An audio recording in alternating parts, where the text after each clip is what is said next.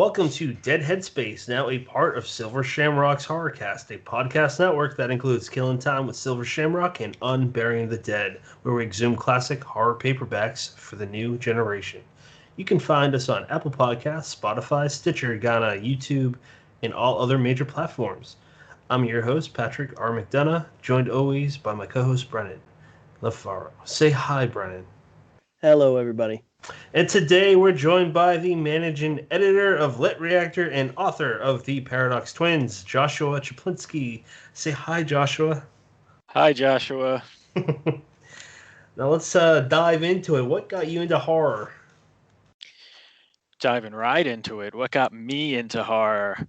Well, I used to be really afraid of horror when I was a young child. Growing up, I wasn't really allowed to watch R-rated movies. I wasn't allowed to watch a lot of PG-rated movies. I was very sheltered that way. So, but I would always like to get a sneak peek whenever I could. But even trailers and commercials on TV would scare me. So I was pretty much a wimp.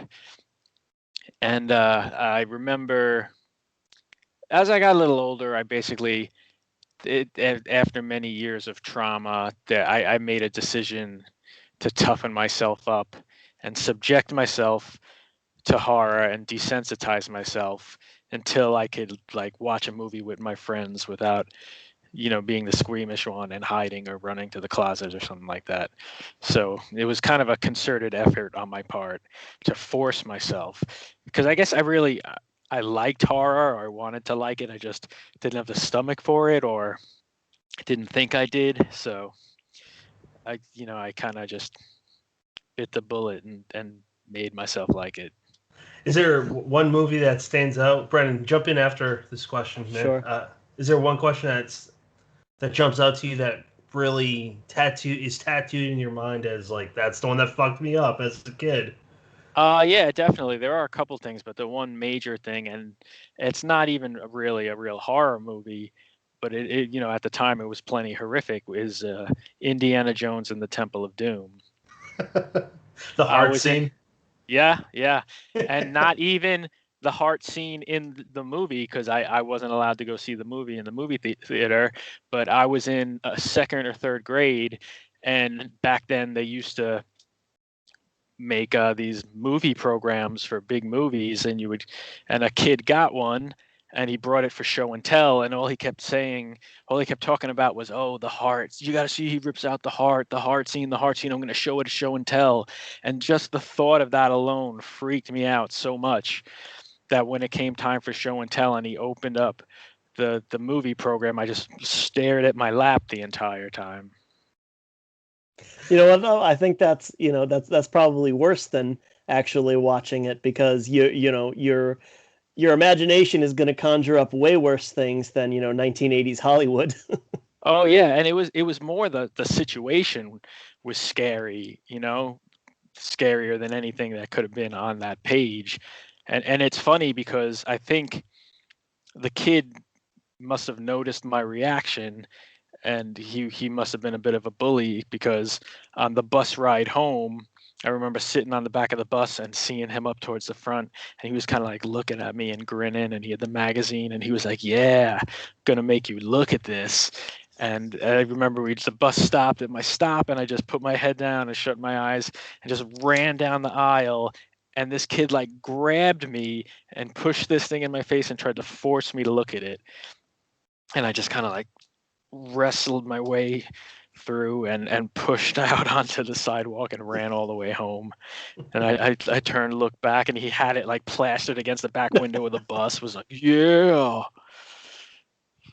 That's pretty funny. For me, it was Alien 4 Resurrection, and I don't know if you guys have seen it, but there's this one scene where I kept hiding my head behind my cousins. They're a few years older than me, and I just looked up, and this alien that is terrifying, it's creepy, gets sucked out of this little hole into space, chunk by chunk. Oh, and yeah, I couldn't eat meat for a month or so, because I just It did things to me, to my little mind.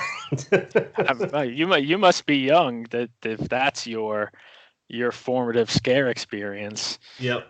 When that movie came out, I was already an elder statesman as far as age goes. I'm only 32. Oh well, not that much younger than me. I'm 44 now, I believe. Oh, okay. So.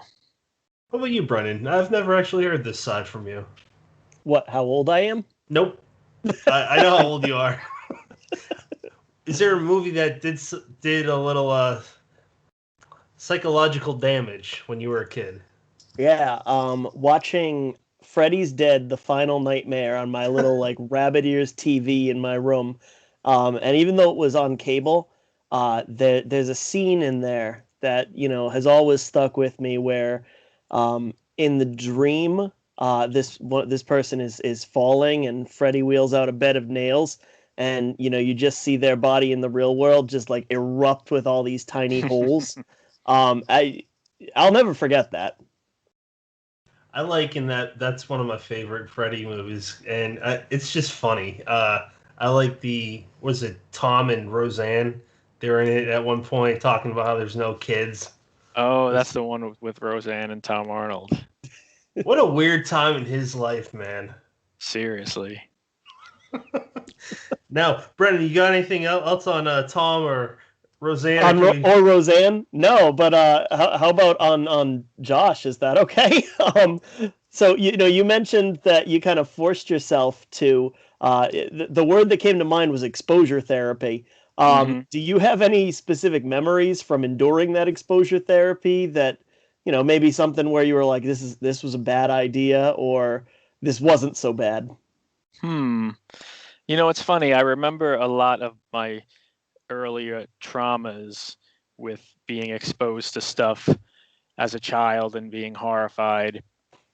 But then when I finally got older and decided I was just going to watch stuff, I don't really remember specifically what a lot of it was.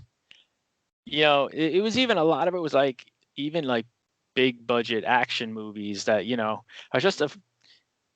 I was afraid of the sight of blood and gore and stuff. So something like Terminator 2 and Alien 3, those movies were movies I really wanted to see, but I was like, oh no, are they going to make me faint in the movie theater and then I'm going to look like an idiot, So I don't really remember what. I don't know. Eventually there just came a point where I was like, oh, I could watch anything, But in the early days, it was really kind of like, mainstream horror and mainstream action movies, which I look at now and they're not so bad. Did you guys ever see Batman Returns with Danny DeVito as a Penguin? Yes. I don't remember this, but my dad used to tell me how when he brought me to the theater to see it, I just got out of my seat, cried, and ran down the aisle and out the theater. He's terrifying in that. I mean, that's a pretty dark movie, and his character especially. Like he bites that guy's nose. He's just blood gushing everywhere, and he's just so gross and slimy. And I watched it recently with my wife. We watched those first two Batmans over again, and DeVito is just also so sleazy and sexual in that role too. It's really inappropriate and off-putting. And it's not remotely a kid's movie. No, I think that it was his early stages into becoming Frank Reynolds for Always Sunny in Philadelphia. Yeah. You're right though. It had this weird interplay of there's clowns and shit jumping all over the screen. So I mean it's there's penguins marching around. It looks like a kid's movie, but no, there's definitely I was gonna say undertones, but they're not really under anything. It's pretty on the surface. Yeah, it's a pretty dark movie. Batman's my favorite of all the. I like Michael Keaton. Oh yeah, I definitely have a soft spot for the original one. And I always liking Batman Returns, and I still like it. But rewatching it recently, as an adult, I realized how ludicrous the plot is, and like it makes no sense, like the decisions that are being made and why things are happening. It's ridiculous. And then you go to the George Clooney Batman. So, if you guys are okay with moving on to something else, I would love to talk about Kanye West Reanimator. Sure. How'd that even come up, man? Let's start there. Yeah, I mean, it started as a joke, basically. It was right around the time I had started writing short stories and first committed to writing and submitting stories. And Lazy Fascist Press, may they rest in peace, had started up he was going to start up a literary journal, Cameron, and so I was like, oh, this is the perfect first venue for me to submit to. I love these guys and what they do. I want to be in this. But then it turned out it was going to be Lovecraftian themed, which, especially at the time, I didn't really know a lot about Lovecraft. I had seen the movie Reanimator and loved the movie, and I had probably read the story it was based on. But other than that, I really wasn't familiar. So I was looking down a list of all Lovecraft's short stories and kind of just see if anything would jog my mind and give me inspire me to write a short story about. And then I came down to Herbert West Reanimator, and it was really just a kind of like free association thing where I went Herbert West, Kanye West, Herbert West, Kanye West. And then I was like, what if I just did a search and replace for every instance of Herbert in the story and changed it to Kanye? And so I did that, and then I read it, and I was like, oh, that's pretty funny. It actually works pretty well in a lot of places. What if I tinker with it some more and make it really fit? And so I started working on it and doing a little research because I hadn't really been a big Kanye fan and didn't really know a lot about his life. So I started to do some research and then really kind of applying that to the story of Herbert West Reanimator. And I honestly, I just began to see these parallels between the two characters. And I in the end, I think it wound up working really well because it's basically two, like megalomaniacal geniuses who'll stop at nothing to achieve, their art or their science, then they're so myopic in their vision of just achieving their goals. And it's kind of amazing how similar they wound up being. I've never thought of Kanye West and all this. That's great. That's something to think about. For Herbert West, the Reanimator, that's a great story. I read that when I first got into Lovecraft, and that's one of the few where Lovecraft really dives into character development for Lovecraft. Yeah. Is this looking at like the quotes, and there's one from Chuck Palahniuk, and he says, "Yep, this is a thing, and it's really good." Is that a real quote from him? No, not exactly. I'm not sure where you're reading it from, but in other places, Amazon. In other places, I kind of framed that quote as it said the guy who runs Chuck Palahniuk's Twitter, basically. Like it said, like Chuck Palahniuk, and then kind of like in parentheses to the side, like in front it was like the guy who runs, and then Chuck Palahniuk, and then after that his Twitter. I see it. Basically, it was my friend Dennis who runs their website chuckpalahniuk.net and runs Chuck's social media, and so it was Dennis kind of giving me a good word in Chuck's voice. So I thought it would be funny. I didn't want to use it outright, saying it was actually Chuck saying it. Excuse me. So I kind of made a little joke out of it. So Chuck did not actually say that. That's hilarious. Brendan, take us away. I'm just wondering what kind of legal issues there are with inserting a Kanye West into a story like that. Did you have to like do research on that? What did you find out? I mean, a little bit. There was a little concern of that, despite what the laws are, if he really wanted to sue us and make life hard for us, he could have, because he's super rich, and he could have done that. But otherwise, the Lovecraft story was in public domain, and then the rest of it would just qualify as a parody, I believe. So pretty much, I think we were in the clear. And there was even a while where I kind of like courted his wrath, where I was tweeting at him and stuff and trying to get him to notice and then make it stink. But yeah, Cameron Pierce, who used to run Lazy Fascist Press, he put the book out initially, and he kind of like made a new little imprint for it, partially because I think he didn't want it connected to Lazy Fascist, just in case there were legal issues. He didn't want to take them down with, he didn't want us to take them down with us. Yeah, no, I don't know much about it in detail, but I know that the laws regarding satire and parody are relatively gray, so use them to your advantage. Exactly. But like I said, if he wanted to make trouble, I'm sure he could have. South Park probably would have made a sequel episode to Kanye West if that got big enough. Oh yeah, that would have been good for me. Yeah. Is that Jay-Z's head? Yeah, that's poor Jay-Z. Poor Jay-Z. How'd you get into LitReactor, man? Like, tell us all about that. For those that don't know, LitReactor, what it is, and how did all of it come about?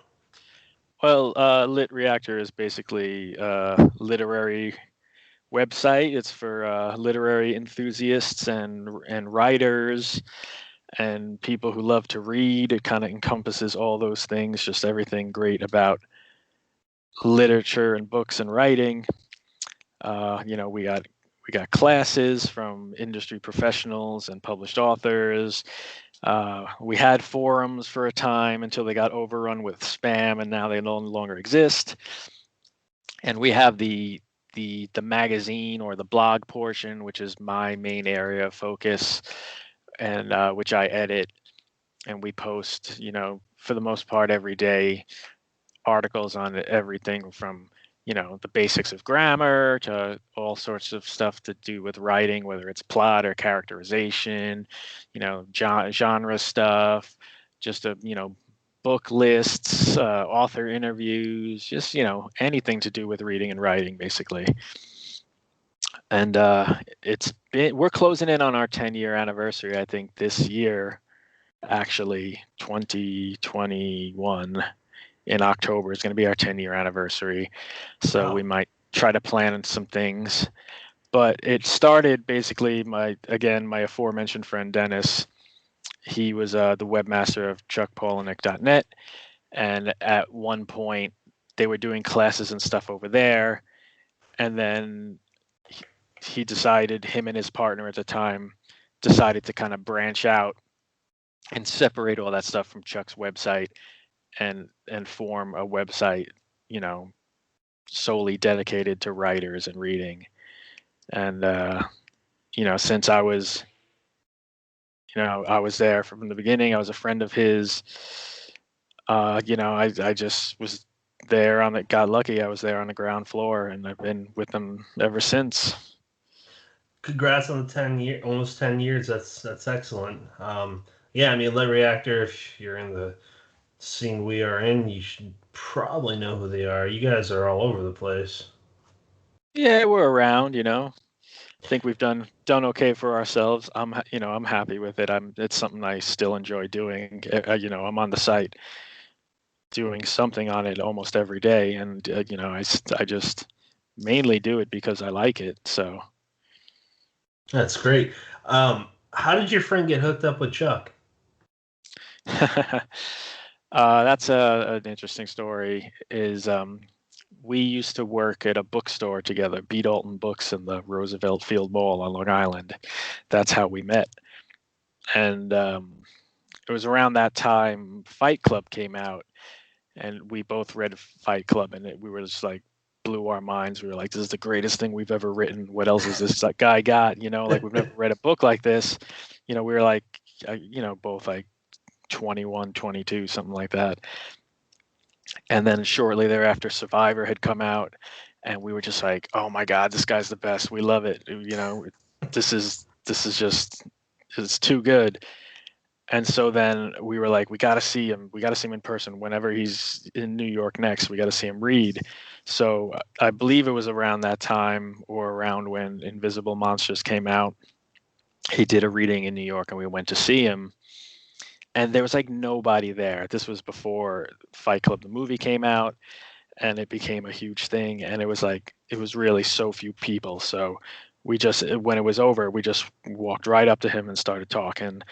And it's funny, my friend Dennis, and this is in like the very nascent years of the internet, where like I didn't even have a computer yet, and my friend was like the first person I knew who had a computer, and it was a big deal, and we'd all go over in his house and like, look up rotten.com or whatever, just like, just the first thing you do is you get a computer and you're like, search, horse sex or something crazy. But anyway, so we go see Chuck, and he's like, we're all like, gushing and fawning, and my friend's just like, I'm gonna make a website dedicated to you. And Chuck was just kind of like, gave him this amused smile, and it was just like, sure, kid, whatever you say. And then like that night, he went home and started working on it, and like he to his credit, he really did it, and he kept at it. And then eventually by association, it became Chuck's official website, and the publisher, kind of adopted it as the official website. So he was doing that for years, but it was just basically because we were big fans, and he put himself out there and was just like, hey buddy, I like what you do, and I'm going to do a website. That's awesome. Brendan, I want to hear what you're thinking right now. Is it so that I'm going to talk so you can Google horse sex? No. Okay. That's for after the episode. All right. Thank you for saving that. So, you said you're working on LitReactor stuff pretty much daily. As the managing editor, what does the day-to-day look like? It's just, I handle the scheduling and the gathering of pitches, and the posting and the proofreading, and the artwork, and I mean basically anything to do with posting and generating the articles. So it's we schedule a month at a time. We have like a stable of writers. I put out a monthly call for pitches. Everybody pitches. I choose what I like. And then, I make a calendar for the month. We try to stick to the calendar, but you know how writers are. It doesn't really work that way. But for the most part, they're good. And for the most part, we stay on schedule. And that's basically it. What goes into... Oh, sorry, go ahead. No, I was just going to say, it's hard to believe I've been doing it for almost 10 years, day in, day out. Yeah. What goes into selecting pitches? How much of, getting a good variety, looking at the names that are behind the pitches, what interests you versus what you think will interest visitors to the site? Yeah, I mean, especially in the beginning, we used to really hem and haw over stuff and be like, we need this percentage of this type of pitch and this percentage of this, and then this will appeal to this demographic, and we got to spread them out. So these articles that are kind of similar can't be too close to each other. You can't have 2 reviews in the same week and all, but at this point, it's just more of, I guess it's just more of a second nature. It's kind of I feel like it's just whatever kind of tickles me at the moment. I do try to keep it a variety, which is, it's gotten harder after 10 years, because a lot of times, especially when you got new writers, you kind of get pitched very familiar sounding articles, so it's hard after 10 years to keep publishing, really unique ideas and voices. But I gotta say, they do a pretty good job. And so I still kind of subconsciously take all that stuff into account. But I think ultimately it's just now I don't think too hard about it. I just kind of look at it and I'm like, yep, nope, yep, maybe change this. Yeah, let's try this. Why not? I need space, so I'll say yes to that no matter what it is. That kind of thing. That makes sense. It's funny that it's kind of garnered that reputation over the last 10 years where it's, a place to turn to for, legitimate reviews and, trusted reviews, let's say. Good, writing tips and things like that, but also, articles by Gabino Iglesias about writers who can go fuck themselves and whatever weird shit Max Booth turned up this week. Yeah. Just the collective variety there is interesting. Yeah, I guess too that definitely I would say reflects on me and my sensibilities, because I know my friend Dennis, especially in the early on, we used to do the pitches and the scheduling together, and then as time went on, I kind of just took more and more of it over until he kind of just was like, you got this, you take care of it. And I definitely tend to say yes to some of the more out there or weird ideas, and sometimes it's come back to bite me in the ass, and usually involves Max Booth. There's been That's not surprising. There has been more than one occasion where Max pitches something, and in the back of my head I'm like, but then I find myself being like, yes, I like it. And then when I get the article and read it, I'm like, oh no, why did I say yes to this? I can't possibly. And then I already knowing the answer, I'll show it to Dennis and I'll be like, Dennis, what do you think? And he'll just be like, no. And then after a while, I kind of learned the type of articles that Dennis would look at and just be like a flat no to. And then, I started avoiding those. What is there any stories of Max's that you can share with us? If I could remember. I definitely remember he wrote one thing he wrote that I didn't even go to Dennis on this. Once I saw it, I said no, even though when he pitched it and told me exactly what it was, I was like, oh yeah, that sounds funny. It had something to do with like Pennywise memes, but like people who really sexualize the new Pennywise. And so then Max had made all these bizarre memes with pictures of Pennywise and about like wanting to drink Pennywise's jizz and all crazy, like really kind of gross, crazy stuff. And like, if he makes one or two of those jokes in an article, I kind of let it slide. But like, this was seriously 2,000 words of gargling Pennywise jizz jokes. And I was like, Max, I'll pay you because I made you do the work, but I was like, I'm not publishing this. You know what? Then he went and he published it on his own website, I think. So he got paid and he put it on his own website for free. When we had Max on last season, somehow we got on the conversation of it and children's circle jerks. It was pretty jarring to get to that place. Well, you see, it was within the first like 4 minutes of the episode too. It's obviously a problem with him. Let's not explore this any further. I regret, yet I am entertained at the same time with that answer.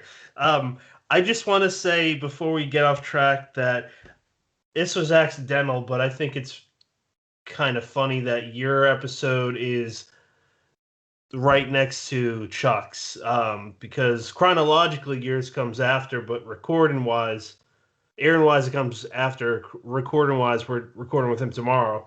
Nice. And I'm right there with you, man. Like, I've read 4 of his books in the last 2 weeks, and I'm like, I told Brian, I'm like, I'm going to come back to this, but I got to take a chill pill right now because this is fucking with my head on some weird levels. his writing's so different, man.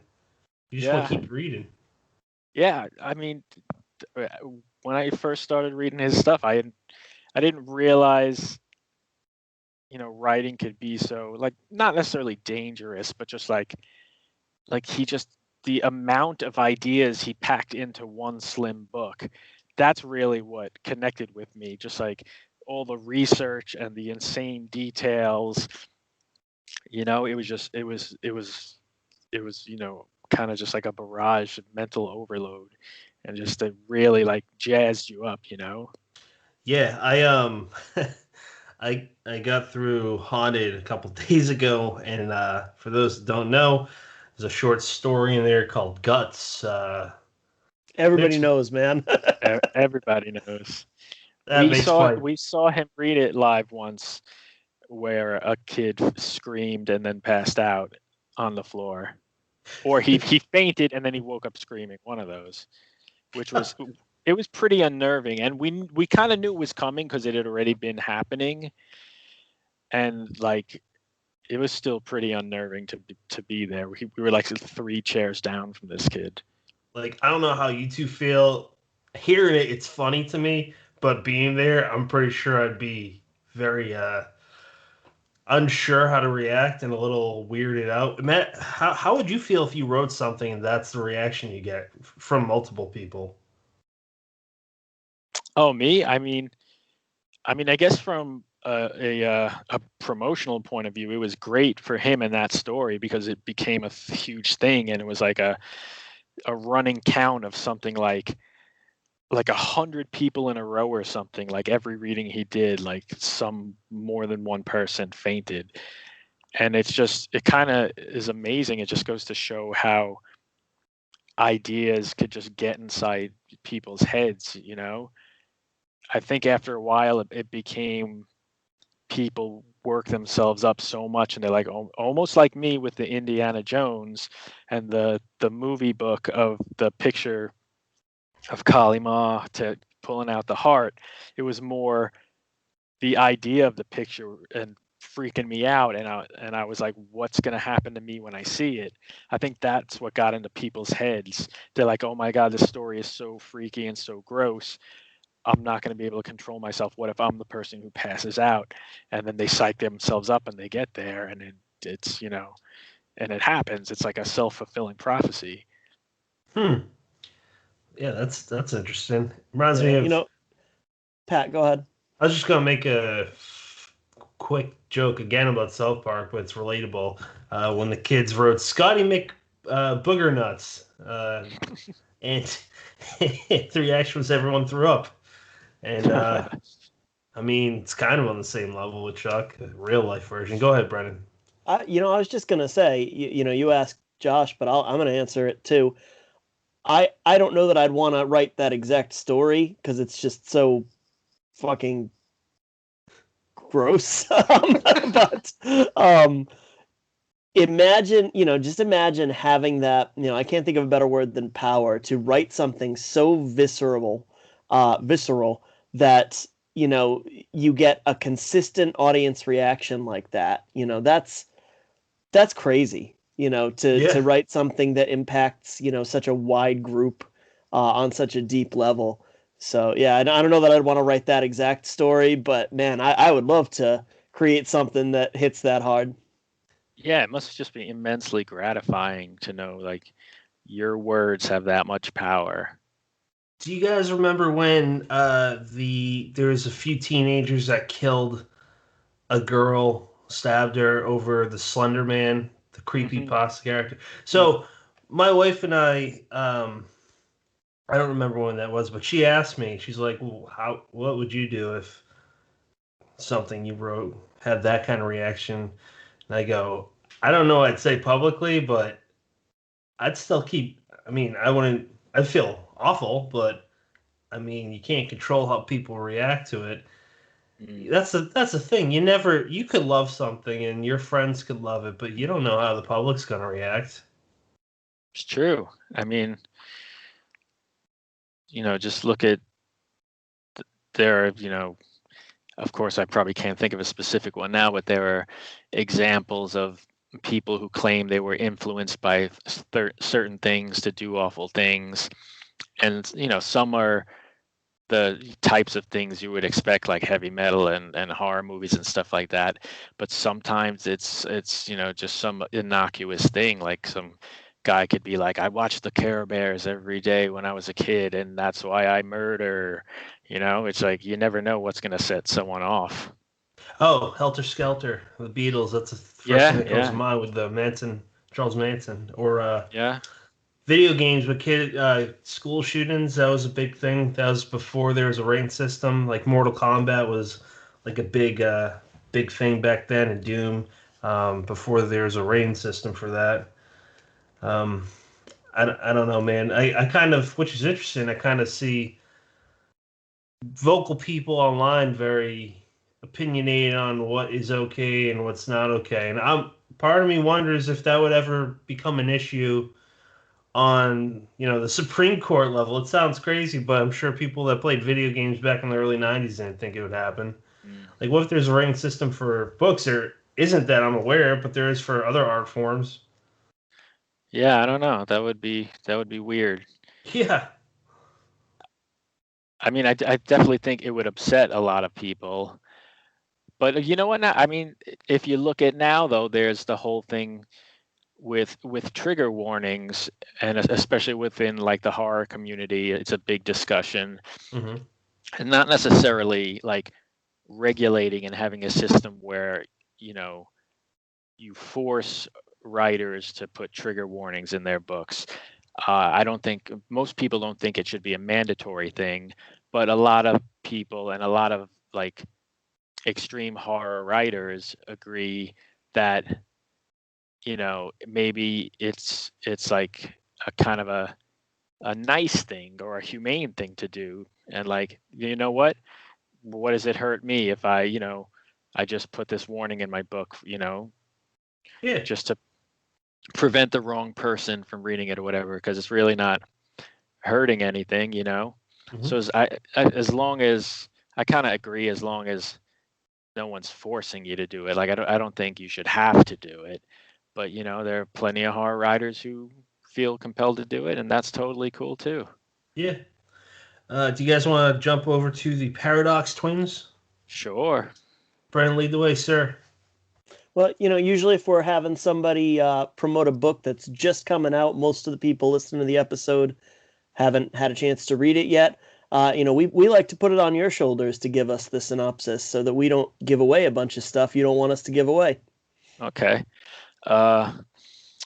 Basically, the Paradox Twins is the story of estranged identical twin brothers who reunite at their father's funeral to discover they no longer really look alike.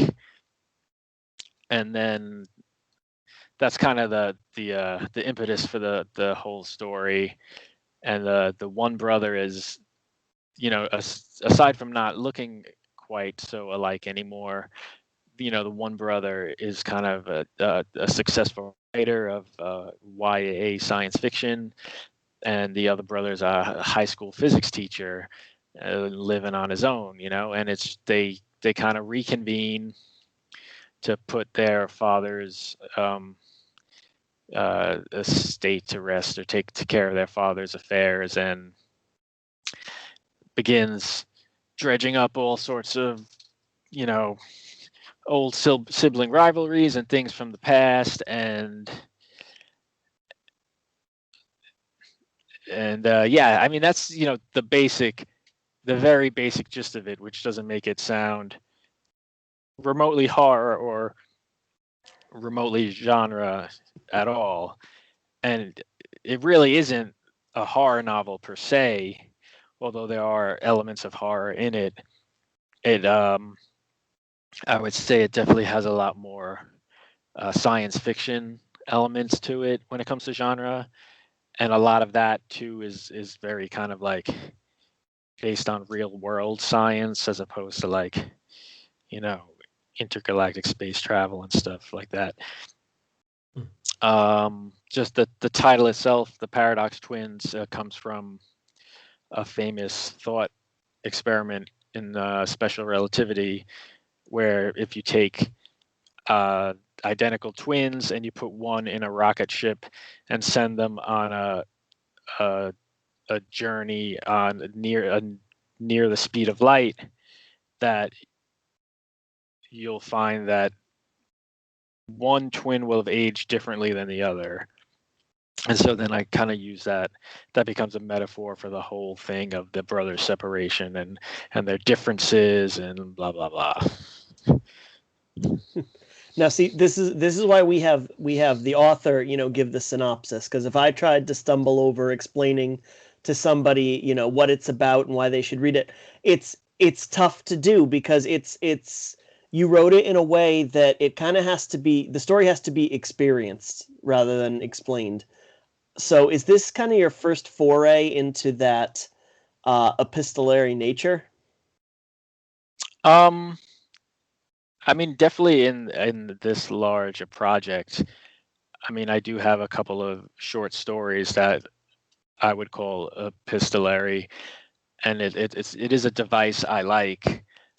I like using different forms and formatting, in general, just because I feel like, I don't know, you just kind of get bored writing the same type of story. Not the same type, but like using the same kind of structures of storytelling over and over.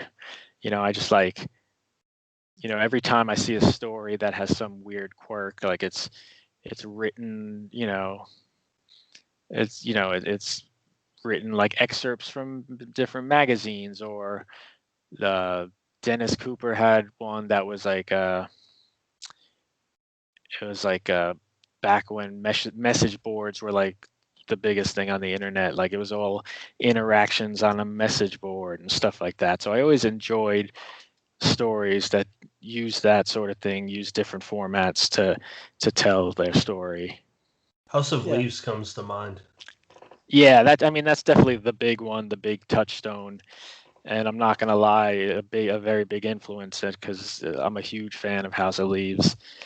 And yeah, just that book especially, it messed with the form so well, but it was still had such well drawn characters, and so much emotion to it, that kind of the bells and whistles didn't override everything else. They actually enhanced the story. Yeah. And I loved the thematic nature of, we get, different looks, we get, coroner's reports and little bits and pieces, but the main three things are these narratives told by the three main characters. And, you kind of establish early on that, when you looking at a story from, the different viewpoints, and I'm going to botch it. You said there's 3 ways to look at a story. What are they again? Oh, there's 3. It's a old saying. There's 3 sides to every story: yours, mine, and the truth. Yeah. So we get, the viewpoints of, the returned writer who's trying to turn this into like almost like a dramatic screenplay. We've got the neighbor who's kind of almost the outside looking in on this relationship between the two brothers, and then Alan's point of view, which kind of comes across as the most grounded. But what kind of ties it all together is the notes from the narrator, who I believe is named Joshua Chaplinsky, and kind of adds this almost like smartass tinge to it. I kept thinking of like the Ron Howard's voiceovers from Arrested Development whenever the narrator would poke their head in. How was that always a consideration, you adding your voice into the story and not just as like an introduction? No, it wasn't. The short version of the story is the Paradox Twins started out as a screenplay I had written. I've been really into screenwriting for a long time, for about a period of 10 years. I wanted to be a screenwriter, and that's the only real writing I did was screenwriting. And then eventually I got bored of nobody ever reading anything I wrote.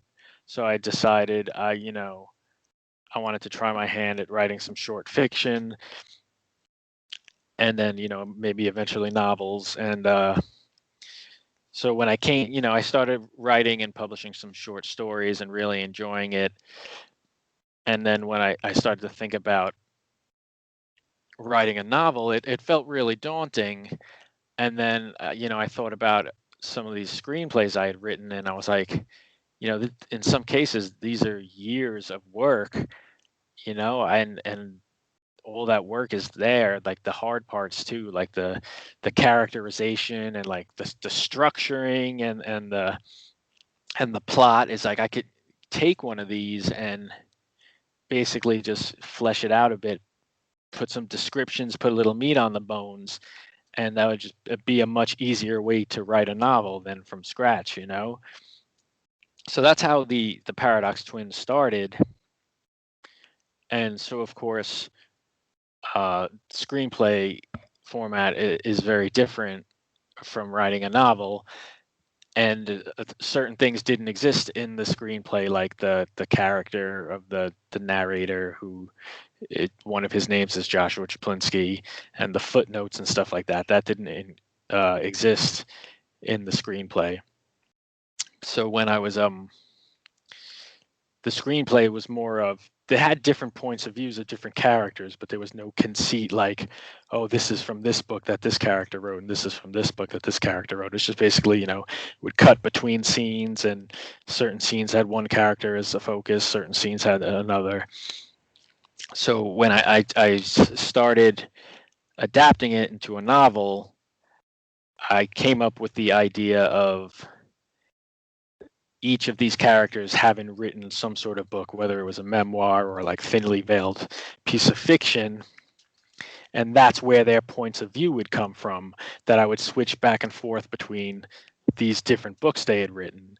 And that kind of satisfied my penchant for like weird kind of like formatting and structure stuff, kind of like a la like House of Leaves, where it's about a movie, about a book, about a movie that might not exist, whatever, guy found in the trunk. But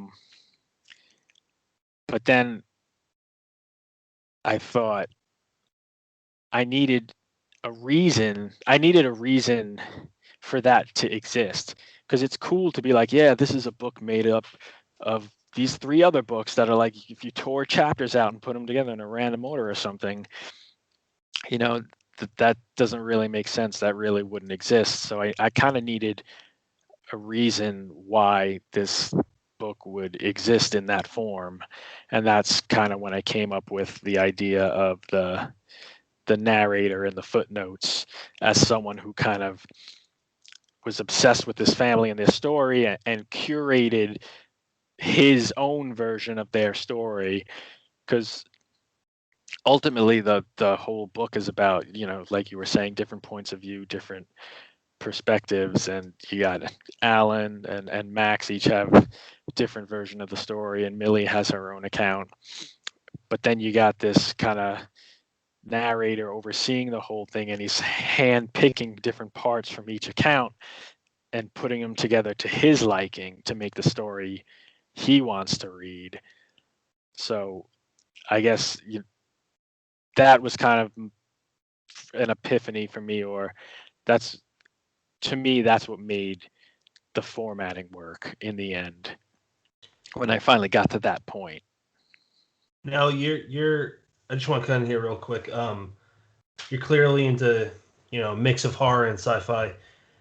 Is there any filmmaker or movie or movies that not even inspired this book, but that you really gravitate towards, that you really love, and you kind of have a place in your heart forever?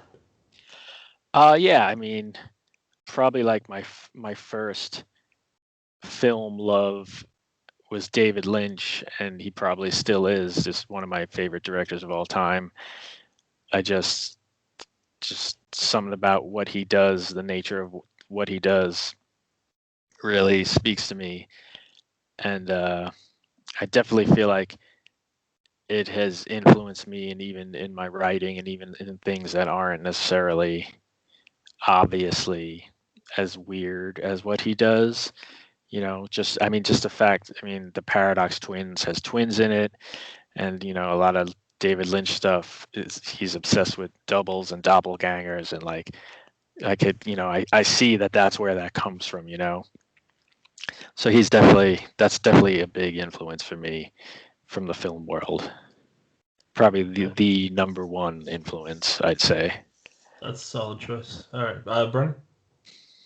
Yeah, I was going to ask, what steps did you, when you were, kind of composing the three viewpoints and the three memoirs, books, what have you, what steps did you take to kind of make sure they would have unique voices? Yeah, that was definitely something I was concerned with, and I wanted to make sure that they didn't all sound exactly alike, and I did come up with a few little, a little system, a few tricks to kind of differentiate them as much as I could. They're not all in the same tense. I think two are in first person. I'm not sure if I forget now if they're both in first person past tense or not, but then there's one that's in third person present tense. So I kind of, as far as the POVs go, I just messed around with that. But then I also made I almost like drawing up little like character bios for each of the main characters, just a little bit about their personalities and their background and how it would affect how they spoke. And I imposed certain rules, like this character wouldn't use contractions at all. They would say I cannot, they would never say I can't. And the young girl Millicent, she would use a lot more adverbs than the other guys, because to me that's kind of indicative of more of a younger voice. So there were a couple little things like that I did to give each section, like, maybe even if it's not something the reader sees on the surface, just kind of this subconscious rules within it that would give each one their kind of unique familiarity, I guess you could say. Who came up with this cover? And real quick, audio listeners, I'm holding up the cover. It's gorgeous, I think. And you know what, man? I don't know how you're gonna take this, but I very much mean this as a compliment. It's pretty. It's a really neat book. It's all pink. I don't think I have really any books that are different shades of pink. So yeah, tell us all you can about it, please. Yeah, the cover artist is Matthew Revert, who he's done tons of indie book covers, and if you've spent any time reading like indie horror or indie genre stuff, you've probably come across a lot of his work and would probably come to recognize it. He's got a very unique style. I think he's got a great design sense overall, and I am personally a huge fan of what he does. And so, even before he did any of my book covers, and when it came time for my books to have covers, he was the only person I wanted. And so, the cover for the Paradox Twins, I love it. I'm so happy with it. I think he did an amazing job. I love the pink of it. Like, that was immediately when everybody saw the pink, they were like, yes, it's great. It works so well. So I'm super happy with it. And he killed it. It was just like, I remember he only did one other cover idea to show us, and I really liked it, but it was definitely more like art design, kind of just like kind of nerdy design looking, and I loved it aesthetically, but Christoph and Lisa from Clash were they wanted something that was a little more like iconic. I don't want it to sound like I'm saying it's like, my book is iconic or whatever, but like, something striking that stood out and memorable. And then, the idea was, what about the character of the spaceman? Like, I feel like just like a guy in like a spacesuit, like, from 2001 or whatever, like that's a really cool image you could use. And I think like 2 days later, he came back with this and he was like, yeah, I had this really cool picture of an astronaut lying around. I've been waiting to use it on something. And it was just like, we were all like, perfect. This is it. Nice. Yeah. So you mentioned Clash. How did that relationship come about?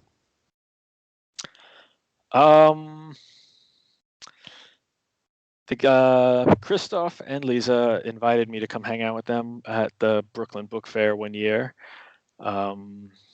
We'd really never met. I guess we just interacted online, and they had just started up Clash at the time. And I live in Queens, and at the time they lived here in New York still, I believe.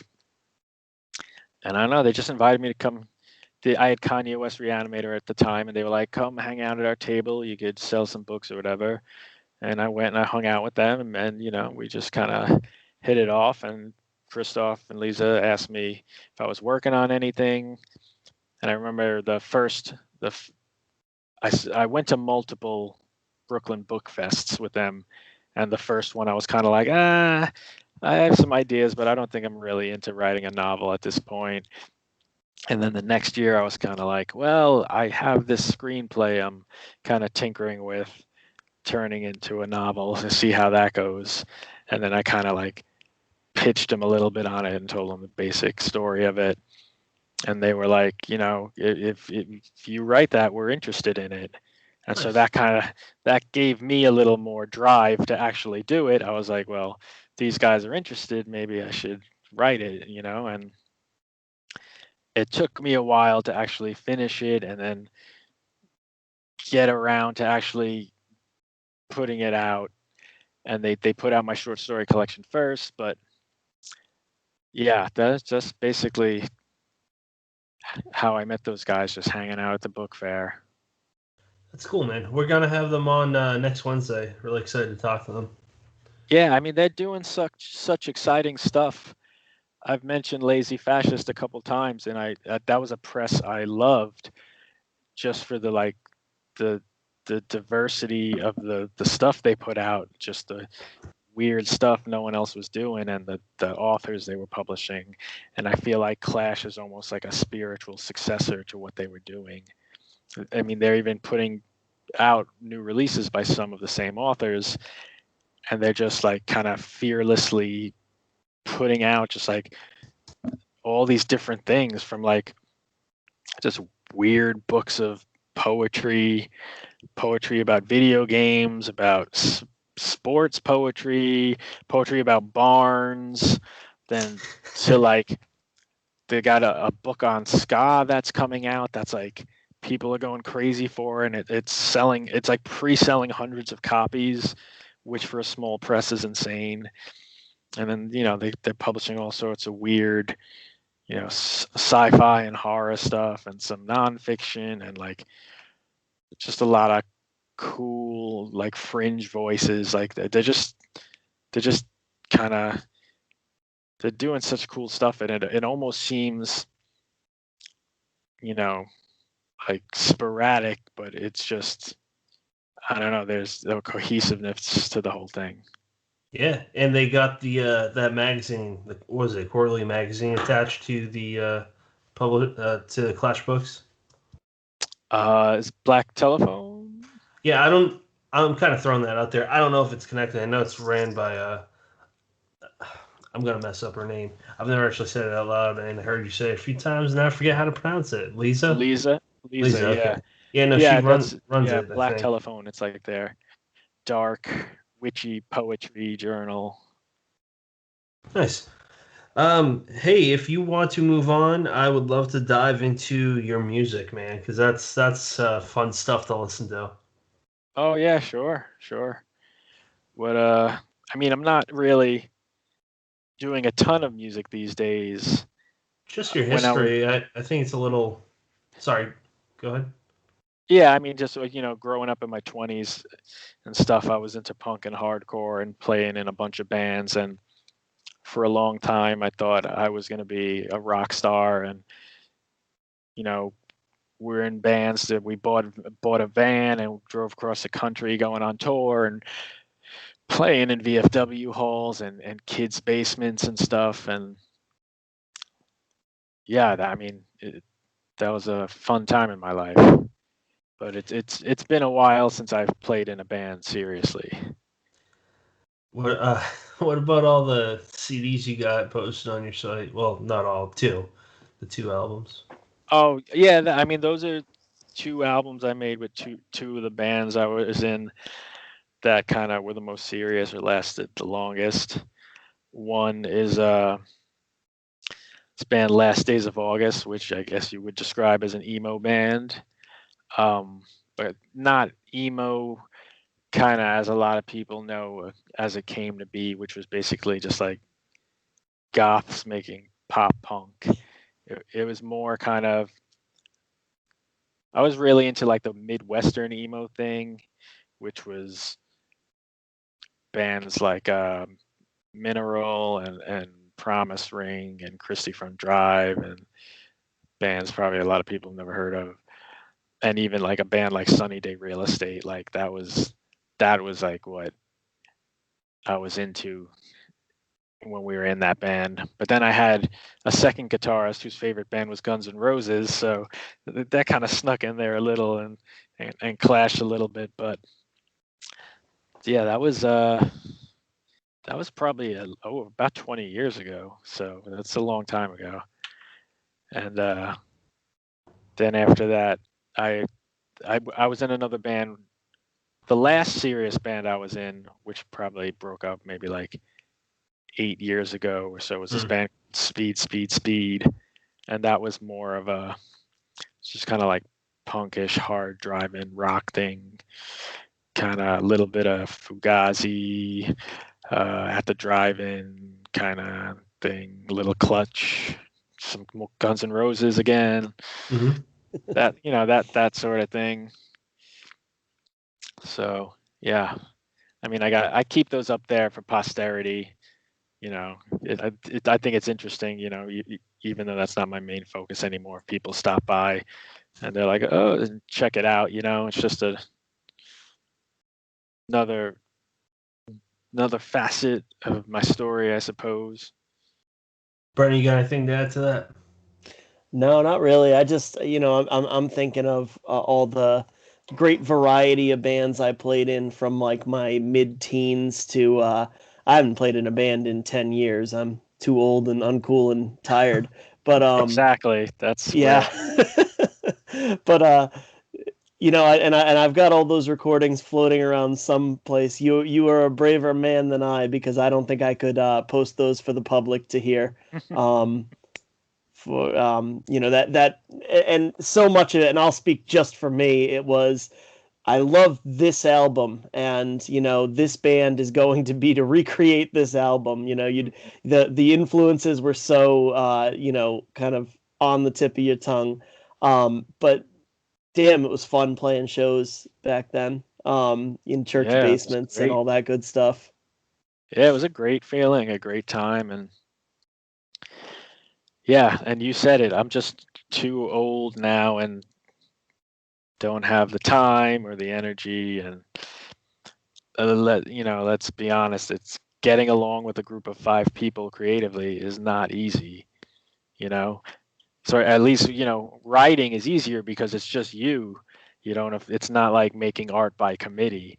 When you're in a band, it's like we used to say it was like having 4 or 5 wives. Yeah. It's just like that's what the dynamic became like. But what I wanted to say though, so I haven't really made much music seriously lately, although I have from time to time. I have them up on SoundCloud. I've recorded a handful of covers of what I like to think is questionably sexual songs, and I try to kind of like really twist them and make them not sound like the original. One of them is Rough Boys by Pete Townsend. I don't know if you're familiar with that song, but it's just a rockin' song about a dude wanting to bite and kiss some boys wearing leather jackets and in the pool hall. And so I got that one. That sounds inappropriate. That sounds like something Max Booth would talk about. Yeah, the song's a little inappropriate, but it's just so rocking. Yeah.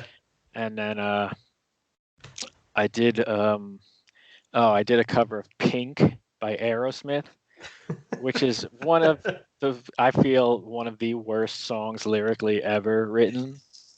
It's just so gross and weird that I had to cover it myself. And then I also did, and there might be sensing a theme here. I covered this LL Cool J song called "Pink Cookies in a Plastic Bag Being Crushed by Buildings," which is a euphemism for something, for what no one really knows. In interviews, LL Cool J can't even explain what it means. But it's a weird, gross sexual song, and something about it spoke to me, and I had to do it. It's not very catchy, that title. No, it's very cumbersome. So you brought up Pete Townsend, and I saw the Who in 2013 doing like the 30th or 40th anniversary of the Quadrophenia album. Mm-hmm. I mean, those guys are in their 70s rocking out. Roger Daughtry was awesome. I thought it was fantastic. Nice. Ringo Starr's kid was a drummer.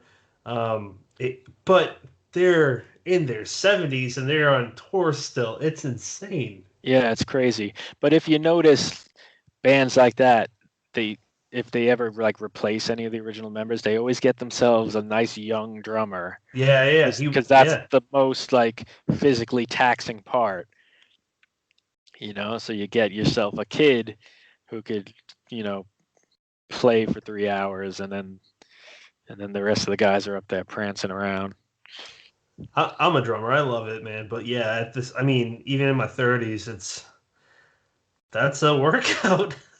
Oh yeah, some guys, you look at it, it's like running a marathon, and it's definitely something you have to. It's like exercise or working out. You have to do it all the time to maintain it.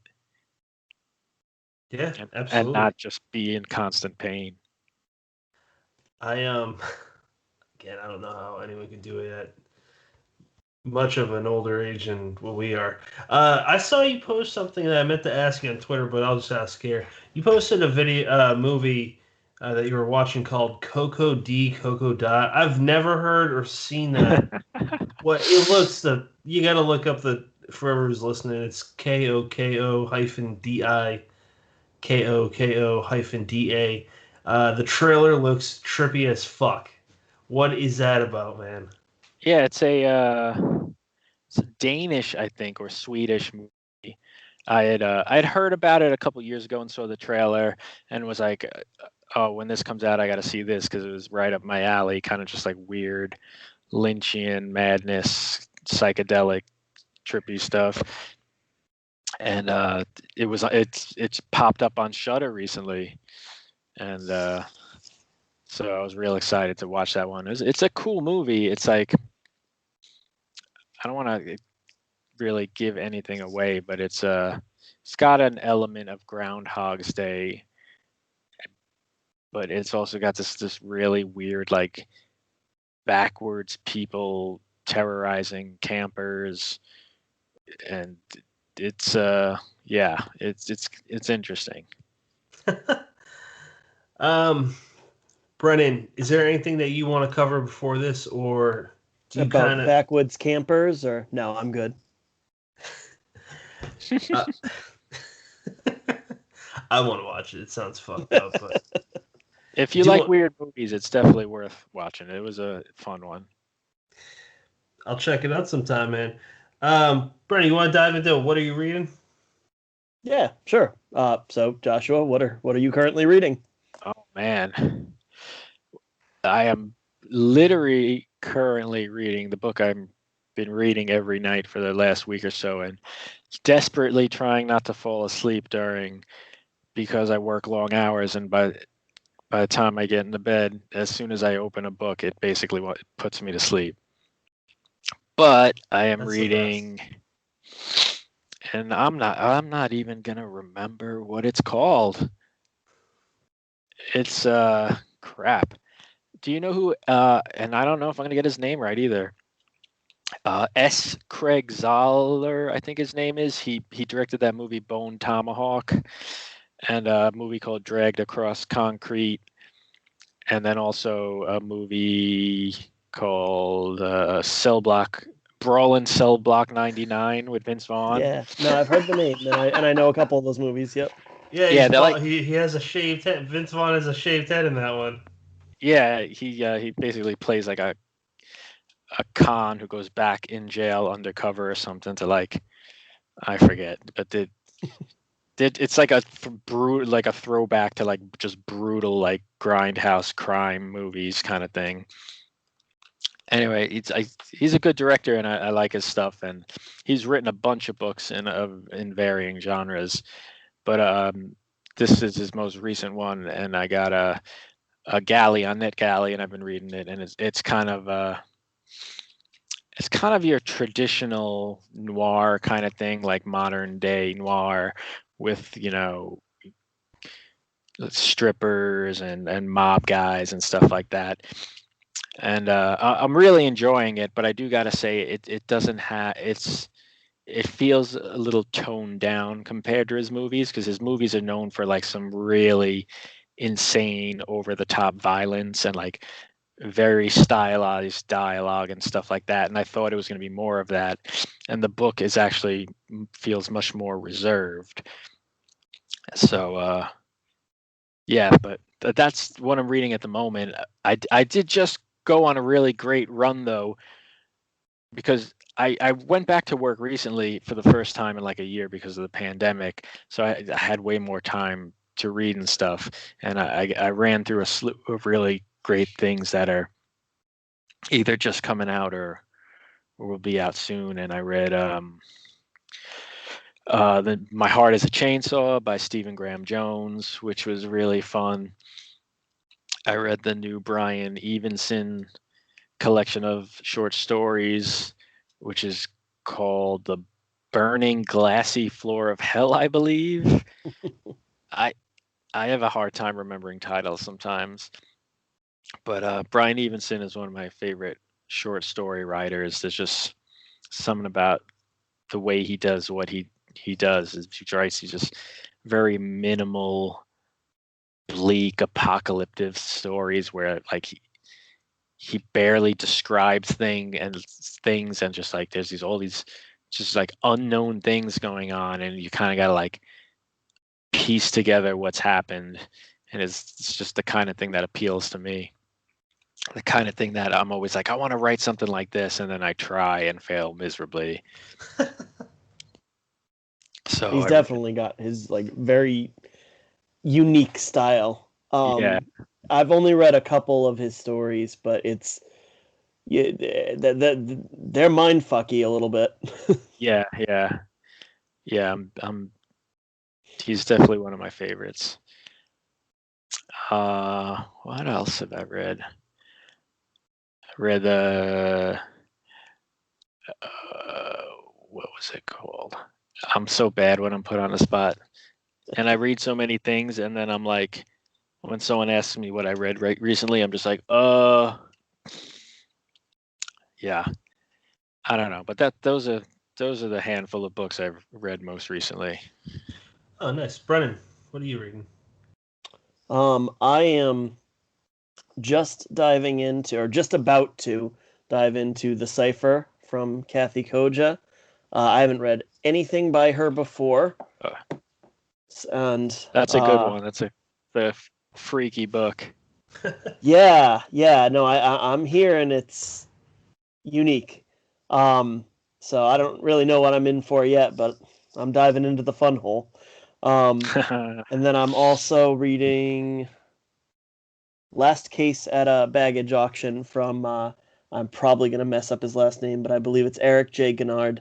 And I'm really liking this one. I'm not quite halfway through it, but it has this, and maybe it's just because a lot of it takes place at an auction, but it has this really like fast-paced narrative, first-person narrative to it that almost reminds me of like an auctioneer, just like, the stories getting just kind of bustled along from one event to the next.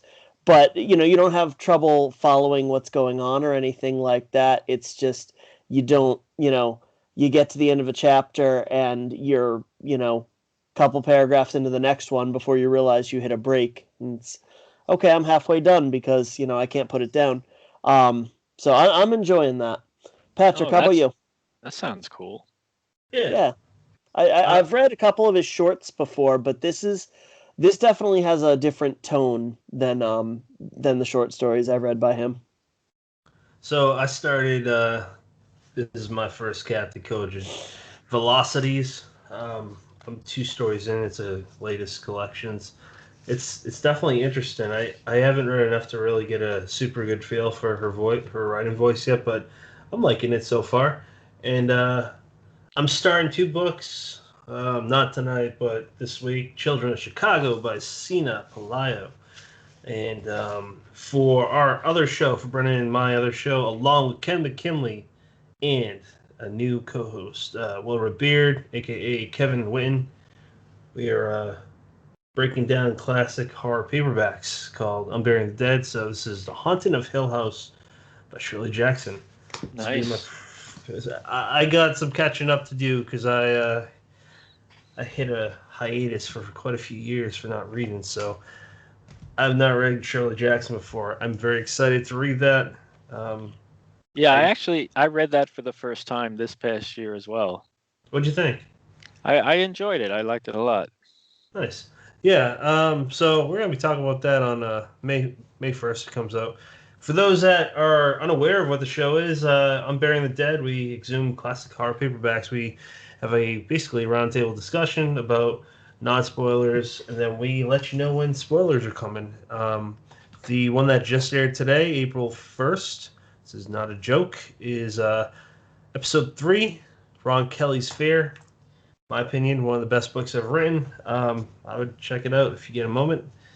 Let's jump into, well, I don't think we talked about this, but what's on your plate for the next book, the next project? Even though this one, while recording, has not come out yet.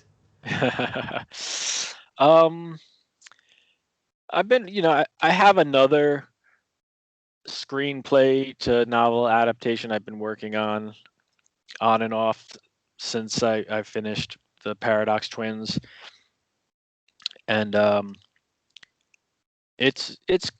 say it's close to being done in that as far as a completed draft is done, but it's something that I've really been tinkering with on and off.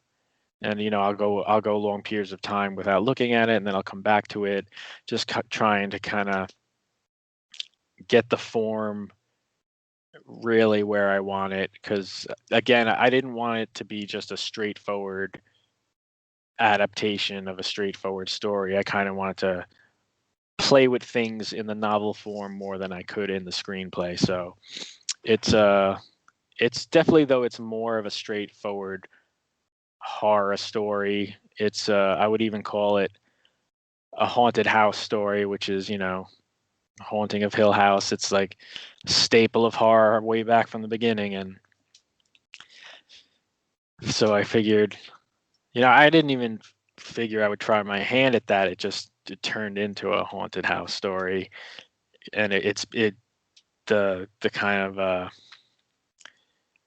the inciting incident is actually based on something from my childhood when I was out with some friends exploring an abandoned house. So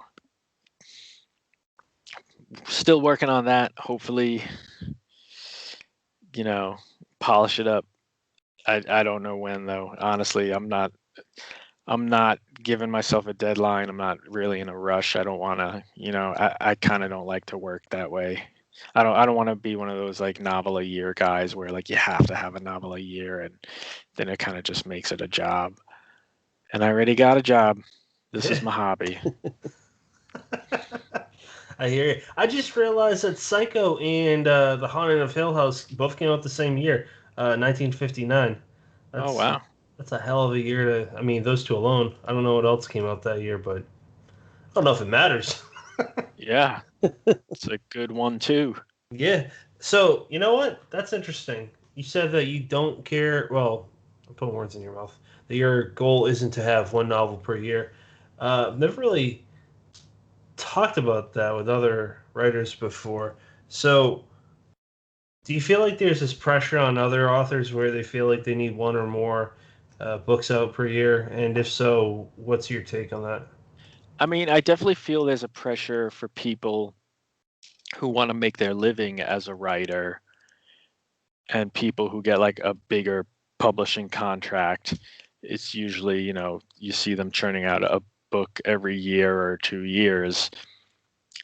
And I think that's the nature of writing to make money is you don't make a ton of money from one or two books when an author really starts to make their money. And I think Brian Keene talk about this is by building a catalog and having a back catalog to sell. And that's when a writer gets comfortable making their living as a writer and not kind of like living paycheck to paycheck or hand to mouth or whatever you want to call it.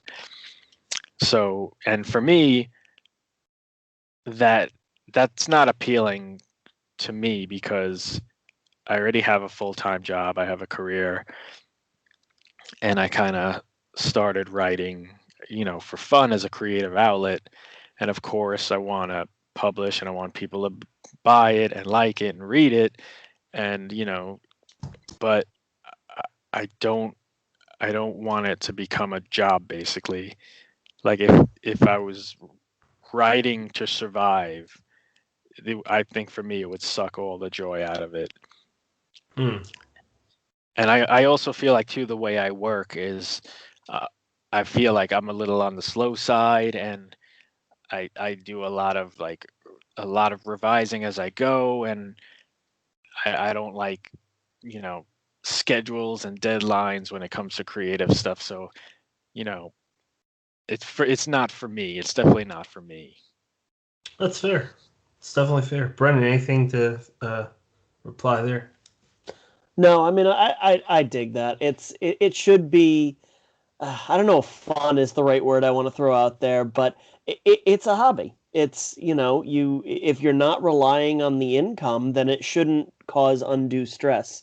And if the way that you can churn out your best work is to take your sweet time and, edit and re-edit and then add a little more and then just go back at your own pace, then what's wrong with that?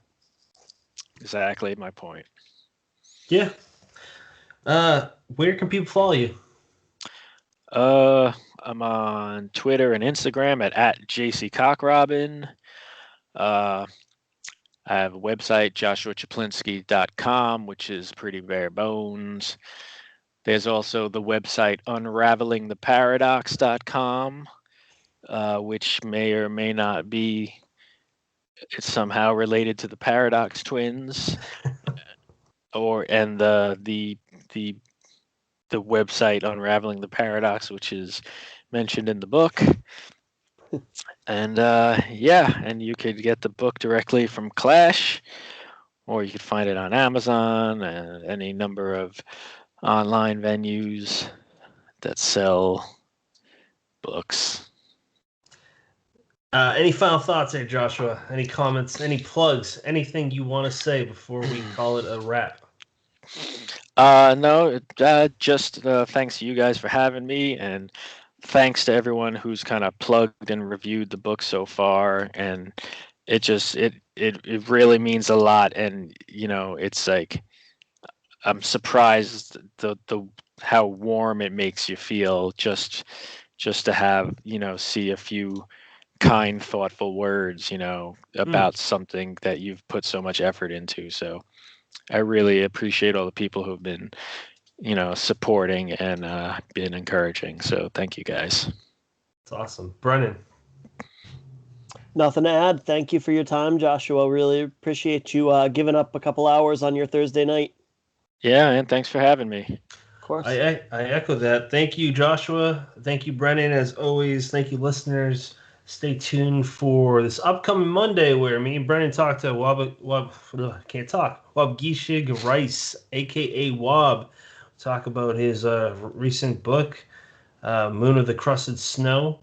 And it's an interesting conversation. We dive into a lot of different neat and few things we learned ourselves. So thanks again for tuning in. You have many choices. We're glad that you picked us.